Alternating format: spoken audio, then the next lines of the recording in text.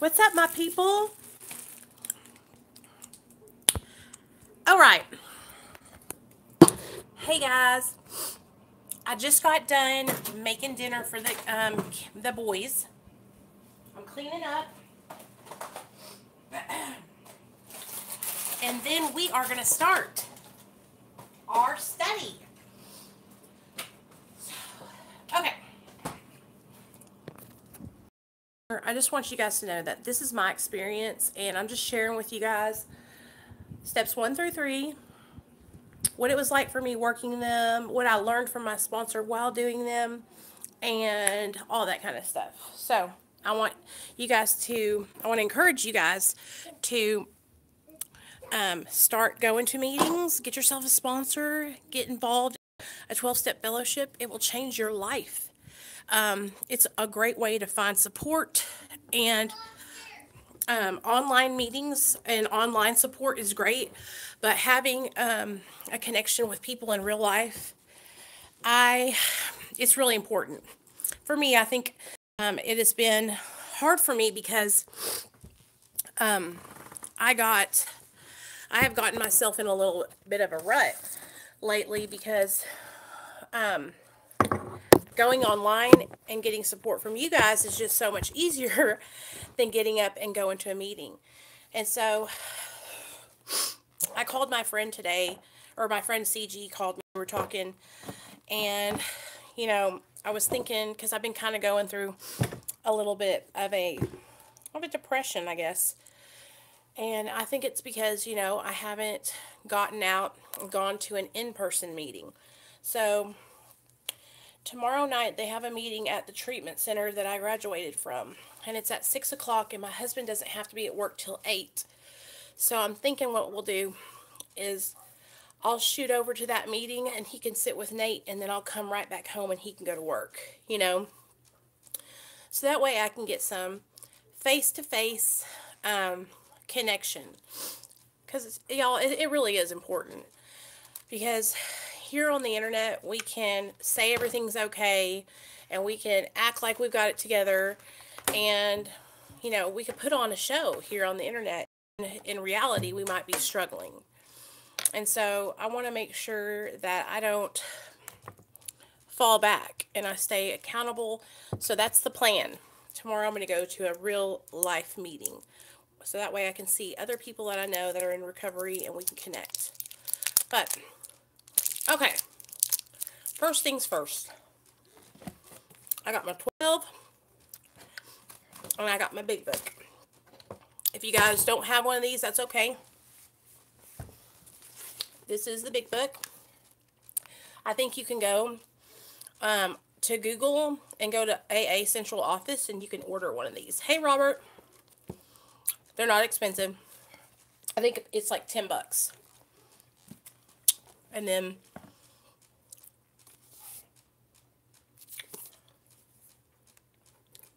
this is the 12 steps and the 12 traditions, and it breaks down each step. So, and then I have my Courage to Change Al-Anon meditation book. And the reason I have an Al-Anon meditation book is because I am in a relationship with somebody who's in recovery. So I am what you call a double whammy. I'm an addict, alcoholic, and I'm in a relationship with somebody who's also an addict and alcoholic. So I need all the help I can get, y'all. And then I also have this book, which is by Russell Brand, and it's called Recovery from Our Addiction. And it's a spin on the 12 steps. It has the 12 steps in them. But what Russell does, you guys, is he breaks them down in his terms. So like step 1 in Russell Brand's term is, are you a bit fucked? And then the real step 1 is, we admitted we were powerless over alcohol, that our lives had become unmanageable.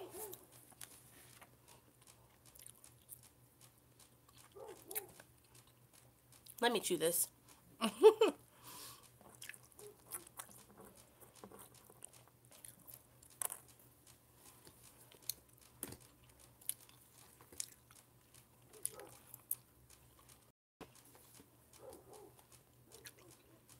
Damn, now and later. Okay. So.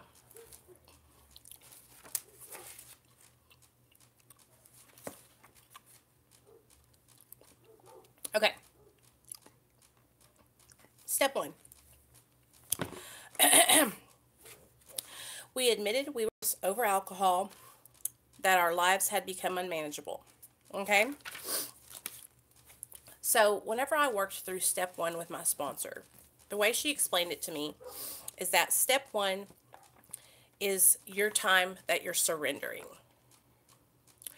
You're admitting defeat. You're raising the white flag and saying, alcohol and drugs,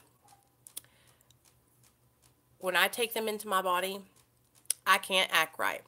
When I take alcohol and drugs into my body, I make bad choices. When I take alcohol and drugs into my body, I go crazy, you know. And for me, when I had to learn, step 1 is the most important step, you guys, because if you don't take step 1 all the way, 100%, then what's going to happen is you're going to keep going back. Because if we don't truly admit and take hold and admit and surrender to the fact that we can no longer use drugs and alcohol, then we'll keep those reservations, okay? And I'm going to share with you guys a little bit of what happened to me and how much reservations I kept and played around with, and I would relapse time after time after time after time. So my first time being introduced to the program was, I think it was the first time I went to treatment, okay, which I was probably like 22, and I was still living in Hot Springs where my mom and dad lived. So I hadn't gotten in trouble with the law. This was my first treatment center. And so it was like when the people were saying the 12 steps, you guys, and I was reading them, because when you go to treatment, they have them up there on the wall, right? They have all the 12 steps, and then they'll have the 12 traditions over here, or the 12 traditions over here. So I would read them, and I would go down the list, and, you know, I could go down the list and go, yeah, you know, my life is unmanageable, yeah, and I could go down the list, and I could say, you know, oh, sure, maybe, yeah, maybe, but I never, like, sat down and truly admitted to myself looked inside of myself and really got serious and surrendered and let go of drugs and alcohol. Like, I felt like I needed to keep them in my life because I needed them to help me be better. Do you feel like drugs need to help you? Yeah, and that was not good. But now I'm sober and I'm doing the right thing. Did you die or something? No, I didn't die, but I could have, and that's why it's... How did you not die? Well, because Jesus saved me. How? It was a miracle. Yeah. Am I Jesus? No, you're not Jesus. Did I save you? You did save me. You helped me to become a better person, because when you were born, it made me realize that I had something to live for, and that's you. And you were gonna make me do drugs? No, never. Okay? I love you. Did you hear that burp? I heard that burp. You gonna go lay with your daddy? No. What do you want to do? Daddy wants me to stay out of the fridge. Do you want me to put a cartoon on for you? Yes. Okay. Hold on, guys. I'm going to put Nate a show on. Oh. Don't knock that phone over, Nate. Nate. Don't. Let Ninja Turtle say hi. Okay, say hi. Hi, I'm Okay, Ninja Turtle, and Tell everybody, say, you guys can do it. you guys can do it. Nate, you're knocking the phone down. Say, stay sober. Ah! Stay sober. Do the right thing. Reach out for help. Don't knock it down, Nate. Okay, buddy. What? Come over here. Hi, guys. What do they say? I don't know. I think they're saying hi to you.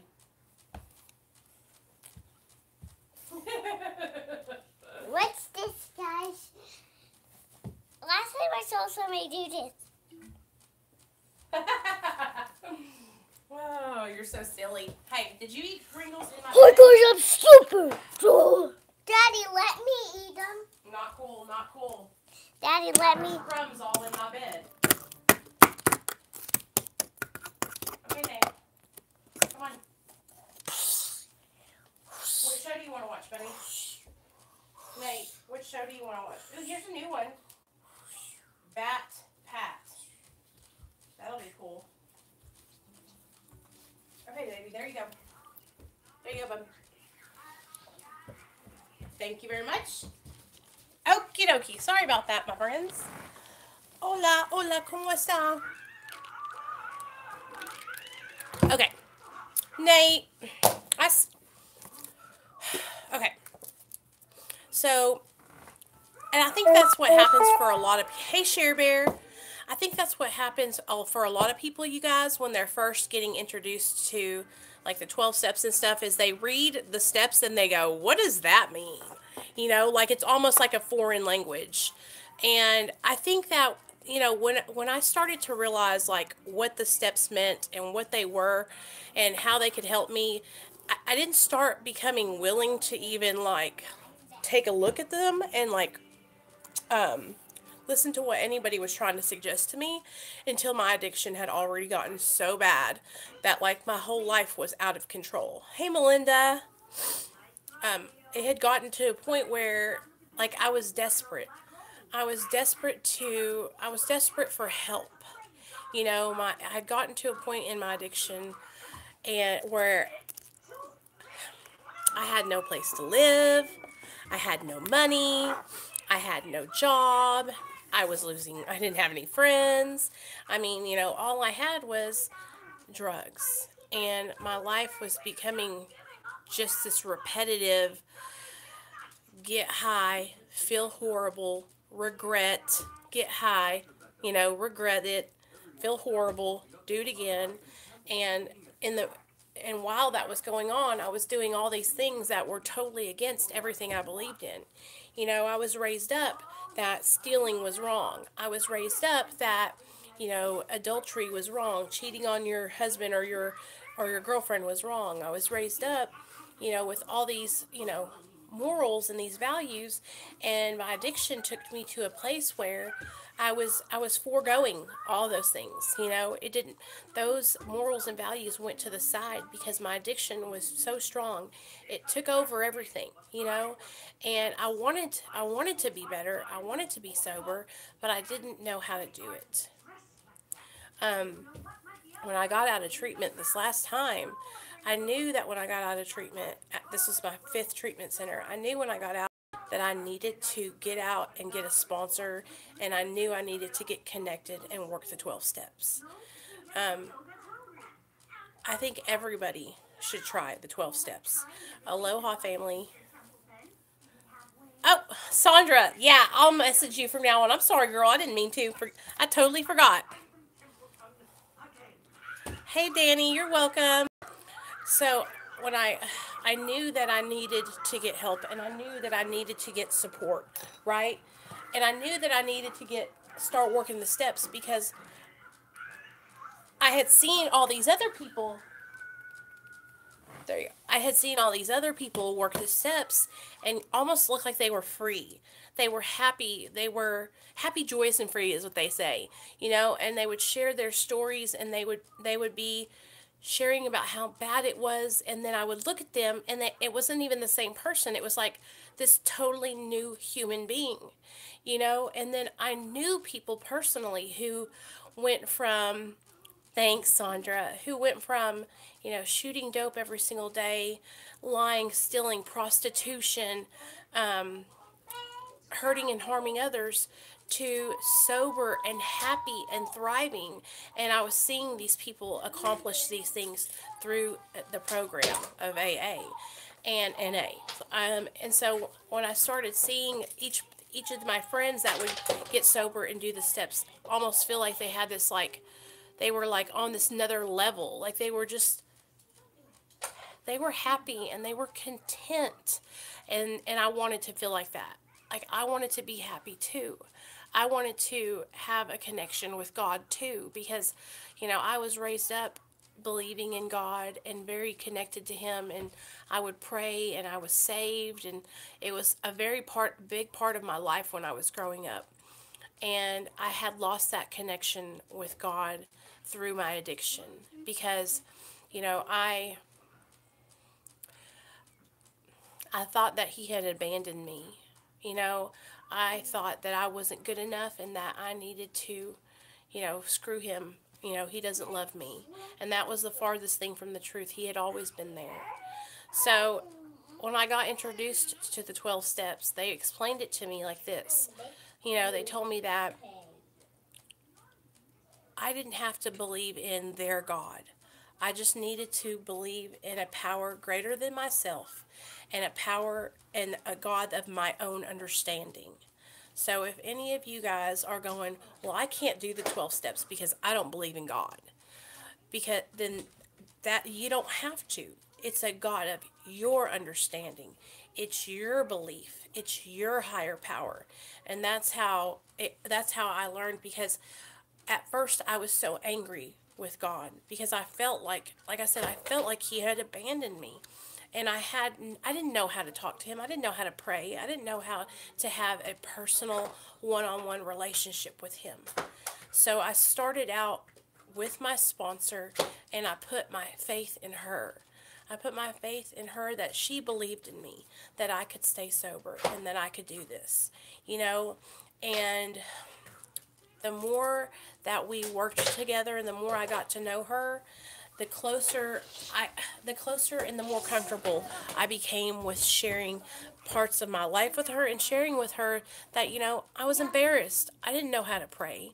I was embarrassed. I didn't think that God cared about me. I thought He had abandoned me. And she took time, you guys, to teach me. To teach me how to pray. And that's the thing. You can pray any way you want. There's not a certain way, but she taught me prayers that she learned in the program that helped me. And I posted, baby, go watch your show. I posted that third step prayer for you guys in the community tab, because that was one of the first prayers that she had me memorize, was the third step prayer. And it's a good prayer to say in the mornings when you're ill and you're turning your life over in the morning and you're getting ready for your day, because you're making a conscious. Nate, go watch your show. I'm not going to tell you again. You had mommy all day. Go. No, I haven't. Yes, you have. It's a good way to start your day out and turn your will over. So anyway, step 1, we admitted we were powerless over alcohol, that our lives had become unmanageable. So let's break that step down. So we, okay? It doesn't say I, it doesn't say they, it doesn't say you, it says we, okay? Because we are a collective, we are a fellowship, and together we can recover. So we admitted we were powerless. Were, past tense. So here's the thing where I would get hung up, you guys, on this step, because I thought it was trying to tell me that I was weak and that I had no power, and that I had to say I was powerless right now. And I didn't want to. First of all, I don't know if you guys have noticed this, but I've got a lot of issues with control, and I'm working on that. But as a control freak, I was like, honey, I have the power, And so that's when a very good friend of mine broke it down for me, and his name is Saul Kane, and he's on Facebook. If y'all look him up, he has videos of him breaking down the steps 1 through 3. So he broke down the steps, and he showed me, we were powerless. That's past tense, okay? So the only time that we are powerless, you guys, is when we're pumping drugs and alcohol into our body. All right? When right now I have the power of choice. Today I can make good decisions, right? But when I'm putting drugs and alcohol into my body, I lose that power, because the disease of addiction takes hold, So when it was finally explained to me, hey, I'm not powerless right now. I have the power to make good decisions. But I have to admit that while I'm using drugs and alcohol, that I have no power, that they render me useless. I had to surrender to that. That our lives had become unmanageable. So my sponsor sat me down and she had me make a list of all the things that my addiction caused my life to unravel. Okay, so let me just share with you guys some of the things that I deemed unmanageable and what I saw and I wrote down that were showing, hey, you can't use drugs anymore. You don't need to drink anymore. So here's the deal. So this really helped me when I wrote these things down to see on paper that these are the results of my drug and alcoholism. This is what addiction and alcoholism is causing me. Okay? I got kicked out of my parents' house. I lost my jobs, several jobs. I've lost so many jobs, you guys, that I'm surprised I have a job today because my job history is so bad. I got my car impounded and couldn't get it out, so I sold it for $3,000. I lost my job, I lost my car, I lost my home. Okay? I lost money, countless amounts of money, okay? My dignity, my respect. I've lost loved ones. I've lost my family because they didn't want to have me around anymore. They told me, "You've got to go. I can't have you around me like this anymore. This is not conducive, you know?" I lost so many things, but the things that were tangible that I could write down and see was my house, my home, my job, my car, my self-respect, guys. And that for me, that was like a big turning point for me in my addiction when I started losing my self-respect and I started lowering myself to these standards because I was so desperate to get those drugs inside of me that I would do anything to get them. And that when I crossed over that imaginary line where I would do whatever it took to get drugs, it was, I can look back on that now and I can see the desperation. I can see how sick I was and how, like I was just desperate to change the way I felt. And then it just became a vicious cycle. So she had me write down all the ways that my life had become unmanageable, and then we sat down and I looked at that paper, you guys, and I saw all the things that I lost due to my addiction. All the things that, I just basically threw these opportunities out the door because of my addiction, because I had this insatiable hunger to fill myself with drugs and alcohol so I didn't have to feel. You know, it was a moment for me where it was like slapping me in the face. Like, damn, Nicole, you do anything, It was a big turning point for me. After I had totally surrendered, taken step one, and conceded to my innermost self that I was an addict and alcoholic, then we decided that I was ready to move on to step two. But first, before we move on to step two, I want to read with you guys some stuff out of the 12 and 12. So here we go. I hope this helps you guys because I think it really does help me whenever I have somebody read these things to me. Okay. Who cares to admit complete defeat? Practically no one, of course. Every natural instinct cries out against the idea of personal powerlessness. It is truly awful to admit that, glass in hand, we have warped our minds into such an obsession for destructive drinking that only an act of providence can remove it from us. No other kind of bankruptcy is like this one. Insanity, now become the rapacious creditor, bleeds us of all self-sufficiency and all will to resist its demands. Nate, Alexander. Shh. Nate. What? Hush. Once this stark fact is accepted, our bankruptcy as going human concerns is complete. Hold on, I want to read you one of. Okay, relentlessly deepening our dilemma, our sponsors pointed out our increasing sensitivity to alcohol. An allergy, they called it. The tyrant alcohol wielded a double-edged sword over us. First, we were smitten by an insane urge that condemned us to go on drinking, and then by an allergy of the body that ensured we would ultimately destroy our lives in the process. Few indeed were those who, so assailed, had ever won through in single-handed combat. It was a it was a statistical fact that alcoholics almost never recovered on their own resources. And this had been true, apparently, ever since man had first crushed grapes. In AA's pioneering time, none but the most desperate cases could swallow and digest this unpalatable truth. Even these last gaspers often had difficulty in realizing how hopeless they actually were. But a few did, and when these laid hold of AA principles with all the fervor of the drowning sea's life preservers, they almost invariably got well. So when they finally let go and started taking suggestions and guidance from their sponsor, they started to recover, you guys. And they started to get in conscious contact with their higher power. That is why the first edition of the book, Alcoholics Anonymous, published when our membership was small, dealt with low bottom cases only. Many less desperate alcoholics tried AA, but did not succeed because they could not make the admission of hopelessness. So, desperate, hopeless, needing a solution, looking for anything. And that's what the program has done for me, is it's giving me a solution.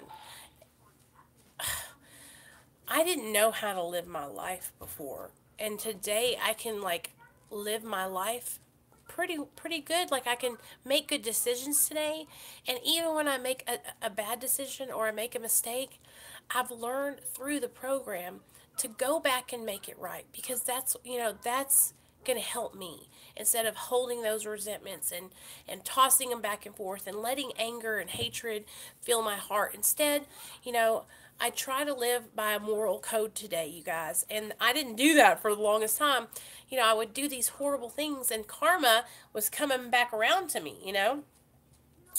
It's a tremendous satisfaction to record that in the following years this changed. Alcoholics who still had their health, their families, their jobs, and even 2 cars in the garage began to recognize their alcoholism. As this trend grew, they were joined by young people who were scarcely more than potential alcoholics. They were spared that last 10 or 15 years of literal hell the rest of us had gone through. Since step 1 requires an admission that our lives have become unmanageable, how could people such as these take this step? So, this is questioning, how can somebody who still has their job, still has their car in the garage, admit that their life is unmanageable because they're functioning? So let's see what they have to say about that. It was obviously necessary to raise the bottom. The rest of us had hit to the point where it would hit them. So raising the bottom. So I lost everything. So it was easy for me to admit complete defeat. It was easy for me to surrender, you guys, because I had nothing. I was ready and willing to take suggestions. But there's some people who haven't gone that far down like I have. And so this poses a problem for people who still have their lives, What are we going to do to help those people? So let's keep going. By going back in our own drinking histories, we could show that years before we realized it, we were out of control. That our drinking, even then, was no mere habit. That it was indeed the beginning of a fatal progression. To the doubters, we could say, perhaps you're not an alcoholic after all. Why don't you try some more controlled drinking? Bearing in mind, meanwhile, what we have told you about alcoholism. This attitude brought immediate and practical results. It was then discovered that when one alcoholic had planted in the mind of another the true nature of his malady, that person could never be the same again. Following every spree, he would say to himself, maybe those AAs were right.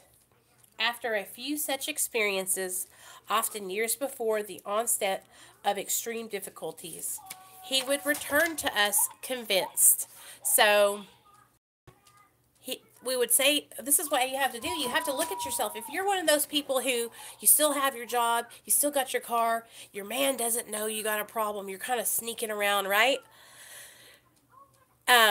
Yeah, Robert. For me, I get into food shopping, bad toxic relationships, on and on. Okay. Um, if you're one of those people who haven't gotten and had a rock bottom, you haven't ran your head into the concrete like I have, then go out and try it some more and see. Go out there and try to maintain your drinking and not make bad decisions, not make mistakes, not get hurt, and then you can see that your alcoholism will progress and get worse and worse and worse, or your addiction will get worse and worse and worse, and it's almost like, instead of letting it get to that point, instead of letting yourself go so low, let's go ahead and stop now, and get the help that you need now. Why all this insistence that every AA must hit bottom first? So, the answer is that few people will sincerely try to practice the program unless they have hit bottom. For practicing AA's remaining 11 steps means the adoption of attitudes and actions that almost no alcoholic who is still drinking can dream of taking. Who wishes to be rigorously honest and tolerant? Who wants to confess his faults to another and make restitution for harm done? Who cares anything about a higher power, let alone meditation and prayer? Who wants to sacrifice time and energy in trying to carry AA's message to the next sufferer? No, the average alcoholic, self-centered in the extreme, doesn't care for this prospect, unless he has to do these things in order to stay alive. Under the lash of alcoholism, we are driven to AA, and there we discover the fatal nature of our situation. Then and only then do we become as open-minded to conviction and as willing to listen as the dying can be. We stand ready to do anything which will lift the merciless obsession from us. So good. I love this. So the people, and that's a saying that people say, is that the program isn't for people who need it. It's for people who want it. And I was one of those people that I was like, I don't need AA. I don't want to go to those meetings. I don't need you telling me what to do. Okay, baby, go watch your show, baby. No. But when I got to a point where I was so desperate, you guys, I was just like, whatever. I'll listen to you, lady. Just tell me what to do. Tell me how to stop obsessing about drugs and alcohol. Help me get these things out of my mind. Because for so long, it was just the same. Nate, please, I'm begging you. Go, Neil. Go to your daddy, please. Go. I love you. I love you, Alexander. I want to take that daddy's phone. For the longest time, I could not. I wouldn't listen to anybody. I wouldn't take any kind of suggestion. I wouldn't take any direction. And it was because I hadn't gotten to a point where I was desperate enough to take suggestions or direction. You know what I mean? And that's what has to happen, I think. For a lot of us, we'll try many, many, many times. But until you get to a point where you're just like, you need help so bad that somebody could tell you to go over to that tree, kiss it, then do a headstand, then back it up, then and tell you all these things to do, and you would do it because it's like you need help that bad. You know what I mean? And I had finally gotten to a point where I needed that kind of help, and I was willing to take the suggestions that people were giving to me. And the reason I wanted to share with you guys, surrendered, Melinda, and that's what it's about. It's like, step one is so, so important, because if we don't truly surrender, and we do not come to terms with the fact that we can't have any more reservations. Like, I can't think, maybe one day I'll be able to drink and use, and I'll be able to do it without any negative consequences, because that day is never going to come. If I go and I drink and I use, my life is ruined. And that's what the point where I had to get to. I had to get so mad with alcohol and drugs that I'm not willing to give them my recovery. I I'm resentful. I hate drugs and alcohol. That shit took my life from me. I spent years and years and years ruining myself, and hurting other people while I was doing it. My son means so much to me, and for so many years. You know, the whole first year of his life, I was not a mother. I couldn't even stay awake to take care of him. And that happening, you guys, and my son getting taken from me was just that bottom that I needed. That bottom is what I needed. I needed to become desperate. And I was so desperate to be my son's mother and to be able to take care of him that I would take the suggestions. And I'm so grateful to the people in AA who didn't judge me and who accepted me with open arms and who took me through the steps and didn't just say, "Oh, well, you're on medication assisted therapy. You can't come here." Because while I was first starting, out trying to find somebody that would work with me, I ran into a couple of problems. But I found an amazing woman who worked me through the steps and helped me to understand, that I had to surrender, right? You know what? You know what I think it is, Sandra? And Sandra, a lot of that has to do with mental illness also. And I know that you struggle with that. And I'm not making up excuses for you. But what I do believe is that a lot of the reasons why you go back to the other things is because of your self-medicating. And I love you and I care about you, and you know that I only want to help you, but that whole like I think you get worked up, and I think things start going kind of sideways, right? And then we go, oh, I don't know what to do. Like lately here, I've been feeling so much anxiety lately, you guys, and feeling so much like I've been feeling uneasy. I've been feeling judged. I've been feeling like I'm second guessing everything I'm doing. And I know that what's going on is I need to get reconnected. So tomorrow I'm going to a meeting and I'm going to connect with all my brothers and sisters in recovery, one on one, in real life. This is a great thing. I love doing my meetings here with you guys. I love sharing with you the program and sharing with you guys what works for me. Um, but I have to fill myself up too, and I've got to take care of me, and I want to encourage you guys. That's why I'm doing this video talking about the first 3 steps, because I want to encourage you guys to get out and find someone and work these steps. I didn't get better overnight. I'm still getting better. I'm still in the process, you guys. I'm not cured, okay? But what the 12 steps have given to me is a foundation, and they've helped me learn how to be a better person.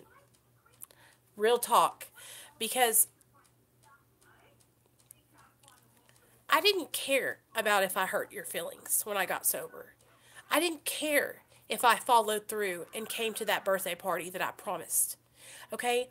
I didn't care if it's illegal to steal stuff at the Walmart. I didn't care if I drove over the speed limit. But nowadays, those things matter. And I do the right thing. Whether it's driving the speed limit, whether it's taking care of... My dad said he needs his phone. Okay, hold on. Whether it's... You can get my phone. It's in the computer room. Whether it's, telling the truth when somebody asks me something.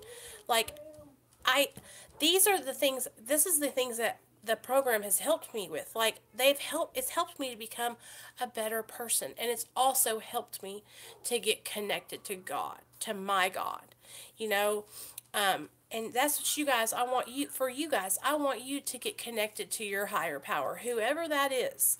If it's God, if it's Buddha, if it's, the universe, if it's nature, I want that for you guys, because that's where a lot of my relief and strength comes from.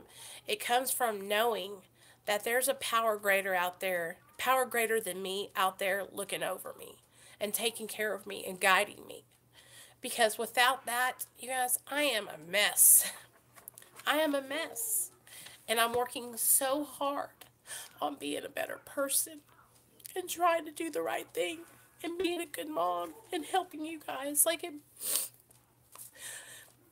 I just want other people to get to a point where they feel like they can reach out and that they can get help and that they know that they're not alone, and that's what I found when I went into AA is I found all these people that were just like me and that I wasn't alone.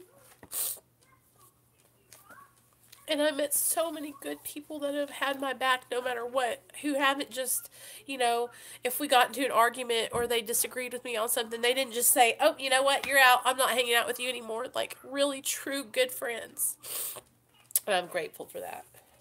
So, step 2 is, step 2, came to believe that a power greater than ourselves could restore us to sanity. Came to believe that a power greater than ourselves could restore us to sanity. Came to believe. Okay, when my sponsor broke down the step for me, she said, do you believe? And I was like, believe what? Do you believe that a power greater than you can restore you to sanity? And I was like, well, I don't know about all that, because remember, you guys, me and God, we didn't talk. I didn't know him, okay? He was on my shit list, and I'm sure I was on his. So I was like, I don't know. Like, I don't think I believe that, Nobody can restore me. I have to restore me, because isn't that what we think, us addicts and alcoholics? We think that we have to do it all, that we have to change us, that we have to. And she said, well, can you believe that I believe? And that changed it for me, because I didn't believe that God could help me. I didn't think there was anything out there that could help me. But I believed that she believed that God could help me. And that's how I did it. I started believing that she believed. And we worked. She started having me pray in the mornings and pray in the evenings when I would go to sleep. I would wake up in the morning. I would turn my will over. I'd say, God, take my will in my life. Guide me in my recovery and show me how to live clean today.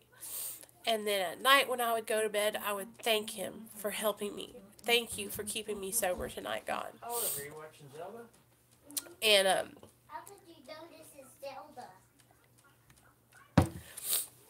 step 2 was kind of like, No, it's with a we passed, it was like, I believed that she believed. But I'm going to share what it says in here in the 12 and 12 with you guys.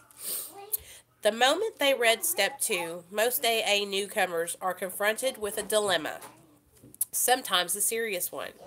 How often had we heard them cry out, look what you people have done to us. You have convinced us that we are alcoholics and that our lives are unmanageable. Having reduced us to a state of absolute helplessness, you now declare that none but a higher power can remove our obsession. So, here you go. You have us admit that we've got a problem, and now you're telling me that the only person that can take that problem away is God. Okay. Some of us won't believe in God. Others can't. And still others who do believe that God exists have no faith whatever he will perform this miracle. Yes, you've got us over the barrel, all right. But where do we go from here? Okay? Let's look first at the case of the one who says he will not believe. So, are you all okay?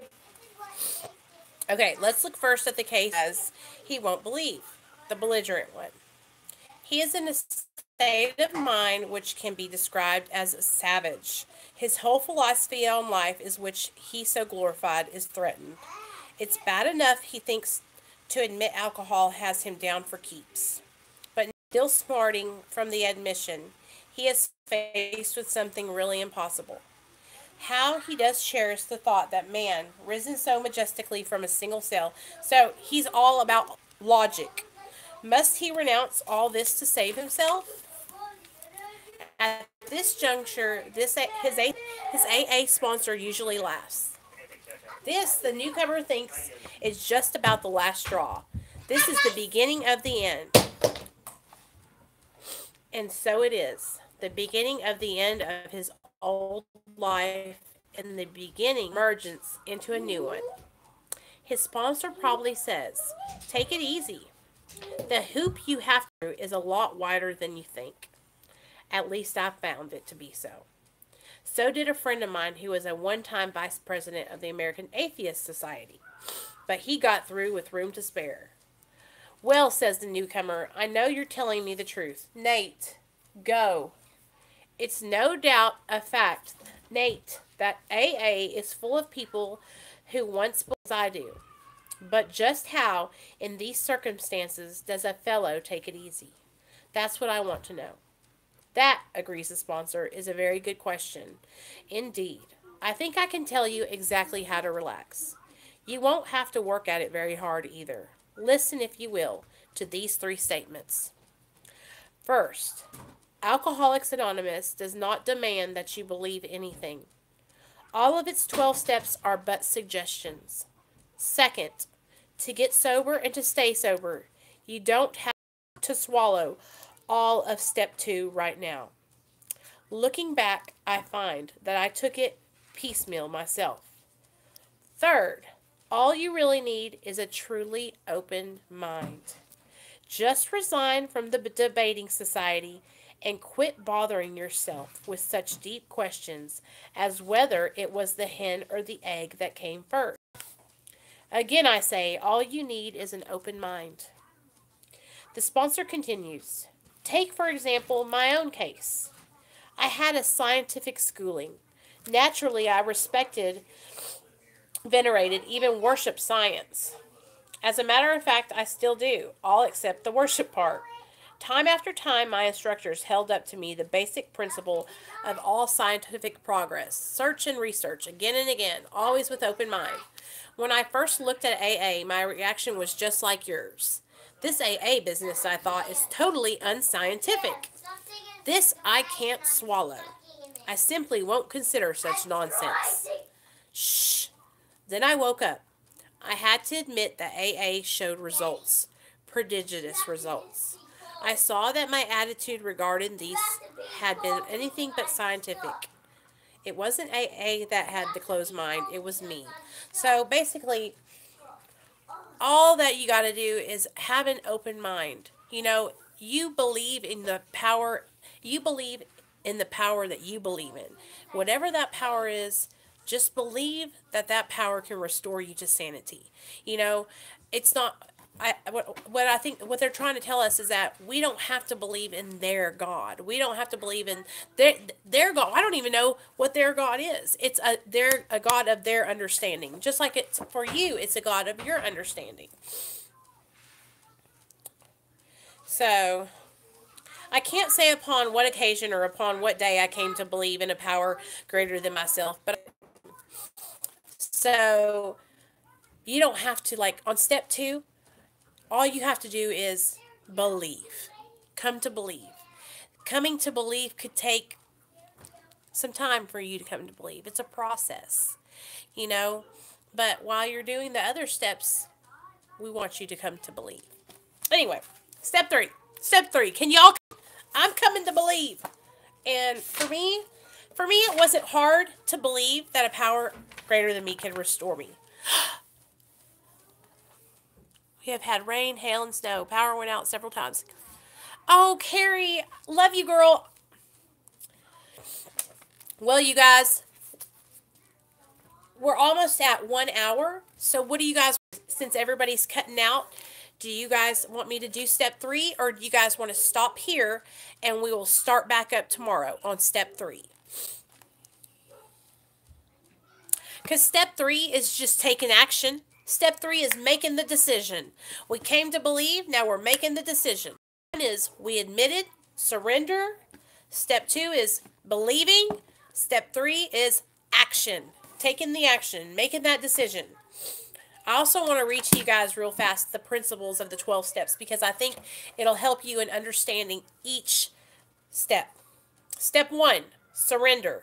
Step 2, hope. Step 3, commitment. So that's what we're looking at. These are and we're just going to do these first 3 steps. So surrender, hope, and commitment, you guys, okay? Step 3 is we're taking action. So that's what we're going to do. We'll pick up tomorrow on step 3. I love you guys so much. Thank you so much for being a part of my life and allowing me to share with you guys what's helped me. I want you guys to know that, this is just my experience, and I absolutely love the 12 steps. They have saved my life, and I want you guys to have that opportunity too, and I want to encourage all of you, if you haven't tried, get out and go to a meeting, or just getting connected. Hey, Liz, with some people in your area that you can talk to one-on-one in person with, because it's changed my life being able to have people that I can connect with one-on-one, And for all of you that I email back and forth with, y'all have no idea how much it means to me to hear from you guys each day. And when I don't hear from you, I think, are they okay? I hope everything's going okay. I love the relationship that I'm building with you guys. It is just amazing, and I owe you guys a lot because y'all are helping me so much. And I just struggle lately, like with not feeling myself and being depressed and being sad. But when I come on here and I can do my videos and I can talk with you guys, and I feel like I'm not depressed and I'm not sad.